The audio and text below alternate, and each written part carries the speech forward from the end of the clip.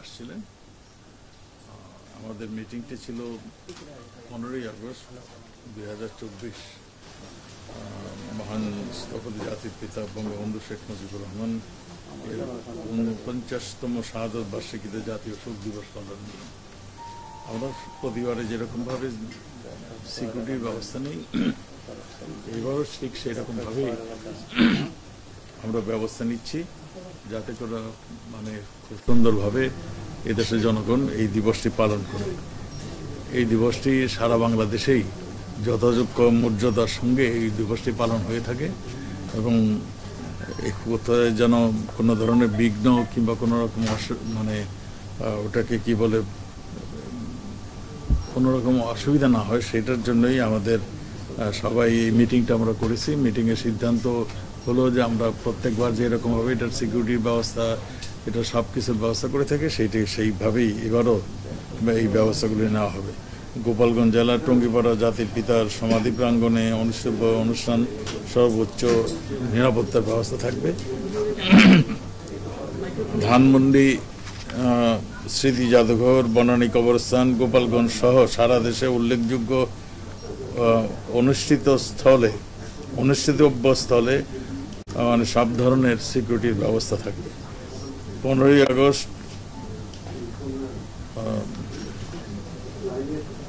সামাজিক যোগাযোগের মাধ্যমে গুজব ছড়ানোর ব্যাপারেও আমরা নজরদারিতে থাকবে। এখানে সেদিন যা যা প্রয়োজন এই অনুষ্ঠানটির যথাযোগ্য মর্যাদার সঙ্গে পালনের জন্য সব কিছুর ব্যবস্থা করা হবে। সেখানে অগ্নি নির্বাপন গাড়ি সহ, সিভিল ডিফেন্সের ডাক্তার সহ, র্যাবের দৃশ্যমান উপস্থিতি এবং নিরবিচ্ছিন্ন বিদ্যুৎ সরবরাহ সব কিছুই যথারীত ব্যবস্থা থাকবে। এটাই ছিল এই মিটিংয়ের সিদ্ধান্ত এবং আমরাও গভীর শ্রদ্ধার সঙ্গে সেই দিনটি পালন করব, এটাই ছিল সিদ্ধান্ত। আর কিছু আছে বলার? সিদ্ধান্ত নিয়েছেন দলগতভাবে, সেই সিদ্ধান্তটা বাস্তবায়নের প্রক্রিয়া কি, কোন পর্যায়ে এখন আছে, প্রক্রিয়াটা কি এবং প্রক্রিয়াটা কোন পর্যায়ে আছে, কি সিদ্ধান্তটা কি আপনারা ভালো করে আবার বলেন। জামাত এবং শিবিরকে নিষিদ্ধ করার জন্য, যখন জামাত শিবির নিষিদ্ধ, এটা আগেই নিষিদ্ধ ছিল। আপনারা জানেন জিয়াউর রহমান সাহেব এসে আবার তাদেরকে রাজনৈতিক অধিকারটা দিয়েছিল দল করার, এবং এদেশের মুক্তিযুদ্ধের পক্ষের দলগুলি এবং এদেশের সুশীল সমাজ সবাই জামাতকে তখন থেকে নিষিদ্ধ ঘোষণা করার জন্য অবিরামভাবে বলে আসছিল। এটা জনগণের একটা দাবি ছিল। আজকে 14 দলের মিটিংয়ে গতকালকে তো হয়েছে না, গত পরশু দিন 14 দলের সঙ্গে মিটিং হয়েছে এবং মাননীয় প্রধানমন্ত্রী অনেকের সঙ্গেই মতামত নিয়েছেন। সবাই মাননীয় প্রধানমন্ত্রীকে এই দলটি নিষিদ্ধ করার জন্য, শুধু জামাত ইসলাম এবং শিবির এই দুই দলকে নিষিদ্ধ করার জন্যই পরামর্শ দিয়েছেন।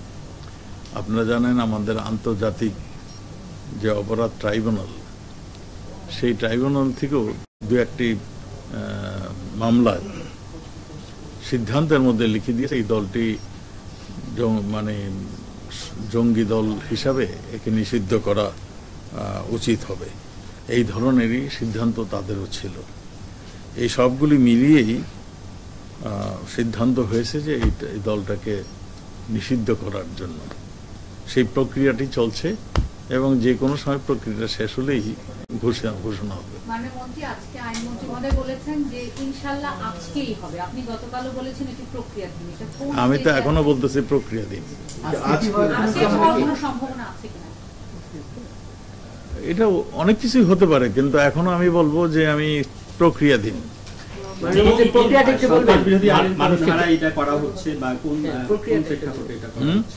প্রেক্ষাপটে এবং কোন আইনে এটা করা হবে বা হচ্ছে, আপনারা পরামর্শ পেয়েছেন আইন মন্ত্রণালয়? এটা মাননীয় প্রধানমন্ত্রী সবার সঙ্গে আলাপ আলোচনার মাধ্যমে যেটা সিদ্ধান্ত নিয়েছেন, সেই সিদ্ধান্ত অনুযায়ী আইনও আছে। সন্ত্রাস দমন আইন বোধ হয় না, সন্ত্রাস দমন 18 অনুচ্ছেদের বোধহয় এইরকম একটা সুযোগ রয়েছে। আমরা বললাম তো এটা প্রক্রিয়াধীন, আমরা এই যে কোনো সময়ই কোন আইন কোন কিছুতে এইগুলি সবগুলি নিয়ে চলছে, কাজ চলছে, যে কোনো সময় হয়তো সিদ্ধান্ত আসলেই আমরা ঘোষণা দিই। মাননীয় আপনি যে প্রসেসটা পাঠককে বোঝানোর জন্য যে এই একটা দলকে নিষিদ্ধ করলে কোন কোন প্রসেস অনুসরণ করতে হয়, আপনারা কোন জায়গাটায় আছেন? না, আমি তো বললাম যে ওই যে সন্ত্রাস দমন আইন, সন্ত্রাস দমন আইনে খুব সম্ভব 18 অনুচ্ছেদে এটার সম্বন্ধে ডিটেল দেওয়া আছে। সেক্ষেত্রে কি এই সম্প্রতি যে ঘটনা ঘটছে সন্ত্রাস দমন আইনের এই ঘটনাকে আপনারা তো একটা কারণ বলবেন এবং অপরাধী চিহ্নিত করে তারপরে করবেন, সেই অপরাধকে এই সম্প্রতি সময় নাকি আরো পেছনের কিছু? সব পিছনে নিয়ে সবকিছু নিয়ে এটা আসছে। সুশীল সমাজের ডিমান্ড আছে, 14 দলের ডিমান্ড আছে, আমাদের রাজনৈতিক ডিমান্ড রয়েছে, এবং এই অতি সম্প্রতি যে সমস্ত ঘটনাগুলি ঘটছে এইগুলির মধ্যে জামাত শিবিরের যে সম্পর্ক রয়েছে, এই সবগুলি মিলিয়ে ঝুলেই এই সিদ্ধান্ত। সুশীল সমাজের যেটা বলছেন সেটা তো যুদ্ধাপরাধী হিসাবে এই দলকে নিষিদ্ধ করার দাবি আছে, কিন্তু সন্ত্রাসী দল হিসাবে না। আমি তো বললাম সবকিছু মিলিয়ে এটা সিদ্ধান্ত হচ্ছে। আচ্ছা, আমার মনে হয় আমি তো বলতে পারছি না। একটু কাইন্ডলি যদি প্রশ্ন নেন প্লিজ, আমাদের তো নিউজ দেওয়ার দরকার আছে, আমরা চাকরি থাকবো। আচ্ছা, সেটা হলো যে চাকরি না থাকলে অনেক মিডিয়া আছে, দেখ আরেকটা মধ্যে চলে যাবে সবাই নিয়ে কি অবস্থা। গতকাল থেকেই তো আমরা জেনেছিলাম যে আজকে এই 2 দিনের মধ্যে প্রধানমন্ত্রী সেটাই বলেছিলেন যে 2 দিন বুধবারের মধ্যে হওয়ার জন্য। আপনারা তো প্রক্রিয়াটা হলো আপনারা এখান থেকে একটা প্রস্তাব পাঠাবেন আইন মন্ত্রণালয়ে, সেখানে ভেটিং করে আবার পাঠানোর পরে এখানে আপনার কাছে আসলে প্রজ্ঞাপন করবেন। সেই প্রসেসগুলো কি সব হয়েছে? সবগুলো প্রক্রিয়াধীন চলছে। একটা গল্প আছে যে সরকার শেষ করতে পারে সিদ্ধান্ত থেকে সরে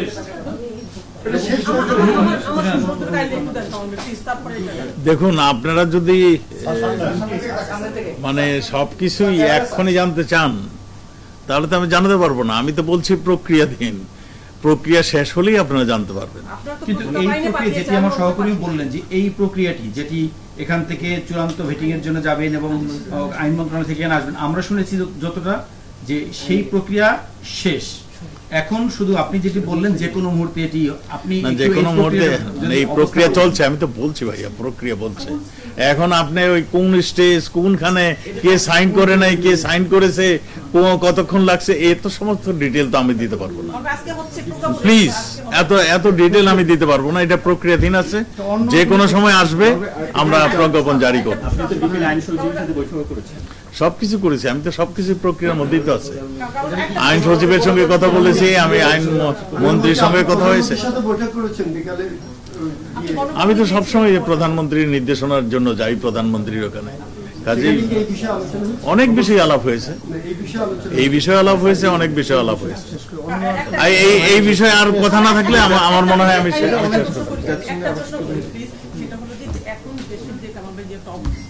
অস্বাভাবিক পরিস্থিতি আছে, আইন শৃঙ্খলা আপনারা চেষ্টা করছেন মানুষের মধ্যে স্বস্তি আনার, কিন্তু সেই সময়টাতে 3 দিন আগে যখন এই ঘোষণা আসলো যে জামাত শিবির নিষিদ্ধ হচ্ছে, মানুষ এখন আবার ভয় পাচ্ছে যে এইটা করে নতুন করে আবার অশান্তি দেশে হবে কিনা, সেটা আপনারা সামনে মতো করতে পারেন।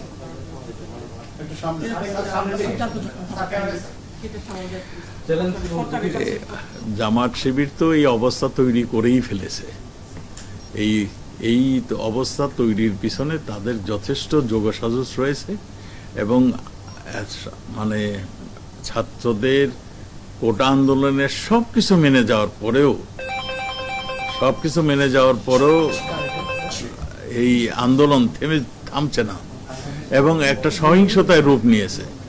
এই ছাত্ররা কোনোদিন এই ধ্বংসাত্মক কর্মকাণ্ডে এরা লিপ্ত হতো না যদি তাদের পরামর্শদাতারা এইগুলি পরামর্শ না দিত।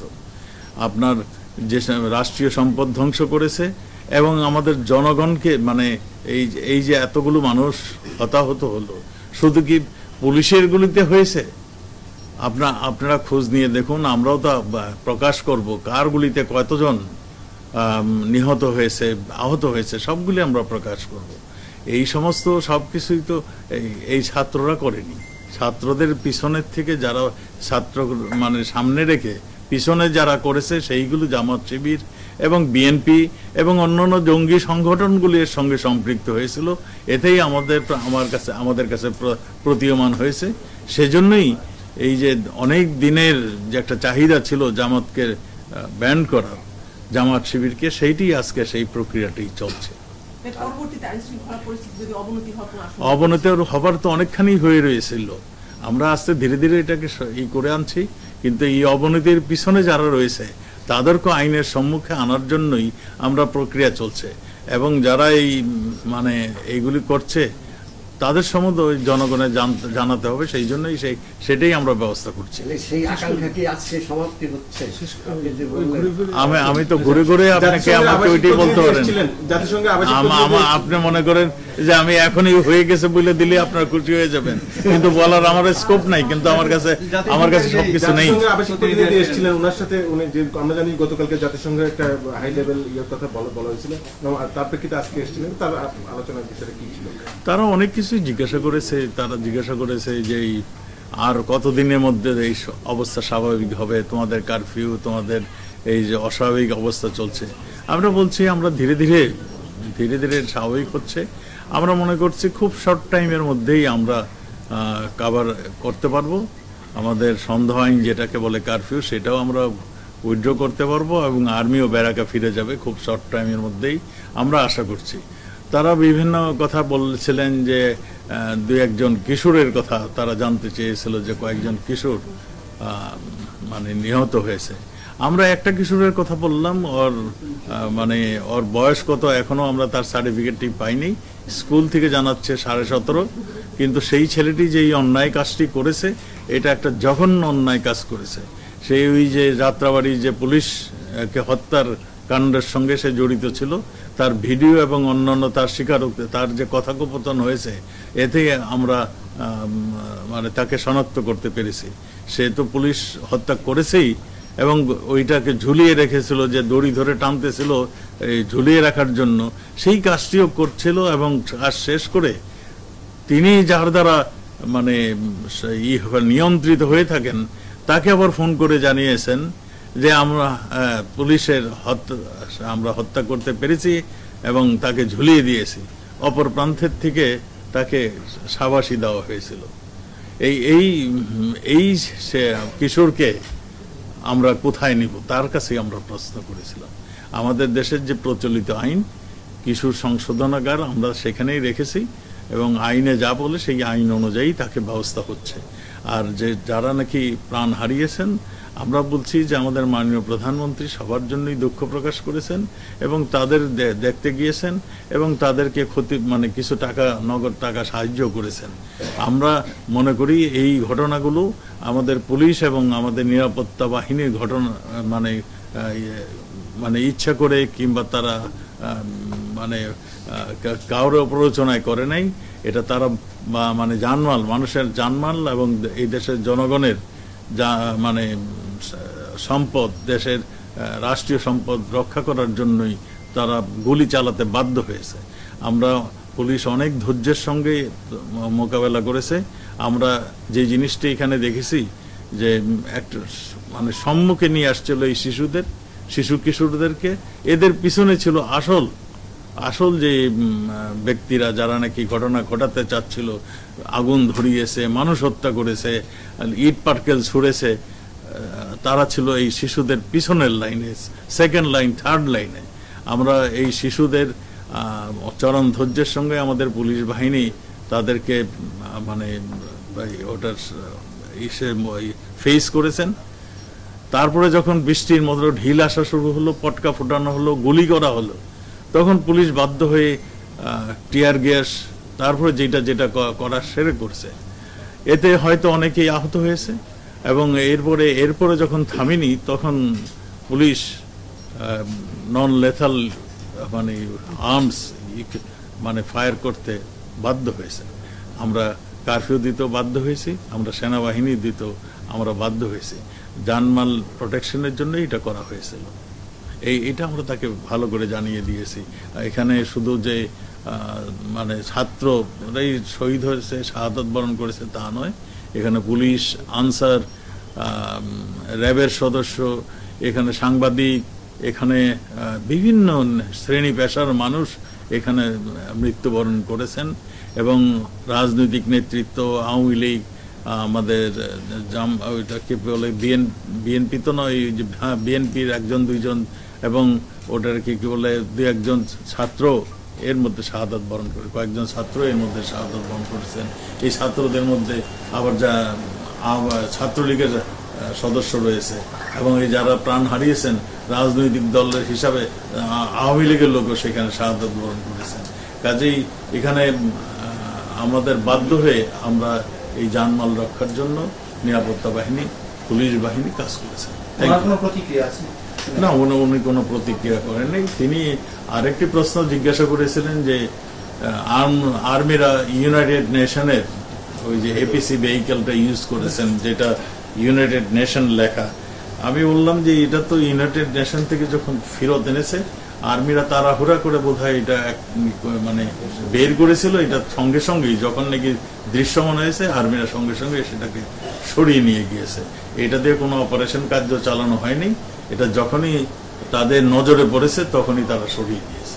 তদন্তের আগ্রহের ব্যাপারে কোনো কিছু তারা যে তদন্তের আগ্রহের কথা বলছিলেন, এগুলি আমাদেরকে জিজ্ঞাসা করেছে তোমরা কি কি করেছো। আমরা বলছি একটা বিচার বিভাগীয় তদন্ত কমিটি তদন্ত ওয়ান ম্যান ছিল, এটাকে আরো সংখ্যা বাড়িয়ে, আরো তার টিআর বাড়িয়ে এটা আরো মানে শক্তিশালী করা হয়েছে এবং তদন্ত শুধু তাদেরও নয়, পুলিশেরও তদন্ত হবে। কেন পুলিশ গুলি করতে বাধ্য হলো, এখন বিজিবি সবই তদন্তের মাধ্যমে যদি কেউ ভুল করে থাকে সেটাও আমরা দেখবো।